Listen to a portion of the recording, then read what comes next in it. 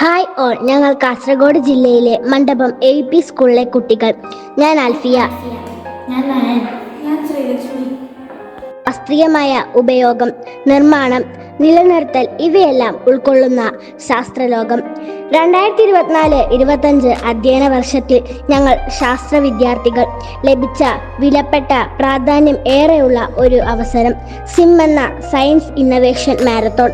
ഇതിൻ്റെ ഭാഗമായി ഞങ്ങൾ നിർദ്ദേശിക്കപ്പെട്ട 8 മേഖലകൾ പരിഗണിച്ച് അതിൽ നിന്നും സസ്റ്റൈനബിൾ ഡെവലപ്മെൻറ്റ് എന്ന മേഖല തിരഞ്ഞെടുത്തിരിക്കുന്നു. അതിലെ വാട്ടർ മാനേജ്മെൻറ്റ് എന്ന ടോപ്പിക്കാണ് ഞങ്ങൾ തിരഞ്ഞെടുത്തിരിക്കുന്നത്.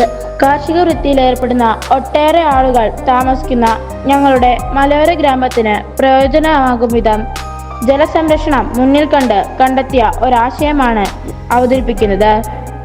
ഇതാണ് ഞങ്ങൾ അവതരിപ്പിക്കുന്ന ഒരു ഓട്ടോമാറ്റിക് മോട്ടോർ സ്റ്റാർട്ടറിൻ്റെ മോഡൽ. കുഴൽക്കിണറിൻ്റെ സാധാരണ മോട്ടറിൻ്റെ പാനൽ ബോർഡാണ്. ഇതിൽ എക്സ്ട്രാ ഒരു ടൈമർ ഫിറ്റ് ചെയ്തിരിക്കുകയാണ്. ഇവിടെ നമ്മൾ എല്ലാവർക്കും തന്നെ അഭിമുഖീകരിക്കുന്ന കുഴൽക്കിണറിലെ ജലം കുറവ് എന്ന പ്രശ്നത്തിലൂടെ നമ്മുടെ മോട്ടറിന് കേടുപാടൊന്നും സംഭവിക്കാതിരിക്കാനായി ചെയ്ത സംവിധാനമാണിത്. കുഴൽക്കിണറിൽ വെള്ളം കുറവുള്ള സാഹചര്യങ്ങളിൽ ഏകദേശം എത്ര സമയം ഓൺ ചെയ്തു വെക്കാം എന്നതനുസരിച്ച് ടൈമർ വെക്കുന്ന സംവിധാനമാണിത്. അധികം പണം മുടക്കൊന്നും ഇല്ലാതെ ഈ സംവിധാനം നമുക്ക് നമ്മുടെ വീടുകളിൽ പ്രവർത്തിപ്പിക്കാവുന്നതാണ്. കിണറിലെ വെള്ളം തീർന്നിട്ടും മോട്ടോർ ഓഫാക്കാൻ മറക്കുന്ന സാഹചര്യങ്ങൾ നമുക്ക് ഒഴിവാക്കാൻ കഴിയുന്നതാണ്. ഇവിടെ ടൈമർ സെറ്റ് ചെയ്യുന്നു. നിശ്ചിത സമയം കഴിയുമ്പോൾ മോട്ടോർ തനിയെ ഓഫാകുകയും മോട്ടോർ കത്തിപ്പോകുന്നത് തടയുകയും ചെയ്യുന്നു. അതിനായി പഴയ വാഷിംഗ് മെഷീൻ്റെ ട്രയർ മോഡിൻ്റെ ടൈമറാണ് എക്സ്ട്രാ ആയി ഫിറ്റ് ചെയ്യുന്നത്.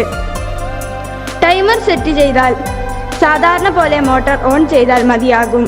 ഓട്ടോമാറ്റിക്കായി മോട്ടോർ പ്രവർത്തിക്കുന്നു എന്നതാണ് ഇതിലെ പ്രവർത്തനം. നോക്കൂ, ഇവിടെ ഞാൻ ടൈമർ സെറ്റ് ചെയ്യുകയാണ്. പിന്നീട് പവർ കൊടുത്ത് മോട്ടോർ ഓൺ ചെയ്യുന്നു. സെറ്റ് ചെയ്ത സമയം ആകുമ്പോൾ മോട്ടോർ തനിയെ ഓഫാകുന്നു. ഇപ്പോൾ 5 മിനിറ്റ് വരെയാണ് ഈ ടൈമർ ചെയ്യാൻ കഴിയുക. കൂടുതൽ സമയം വേണമെങ്കിൽ ടൈം കൂടുതൽ കിട്ടുന്ന ടൈമർ സെറ്റ് ചെയ്താൽ മതിയാകും. മോട്ടോർ കേടാകുന്നതും വെള്ളം കൂടുതൽ ഉണ്ടെങ്കിൽ ടാങ്ക് നിറഞ്ഞ് വെള്ളം പാഴാകുന്നതും ഒഴിവാക്കാൻ കഴിയുന്നു.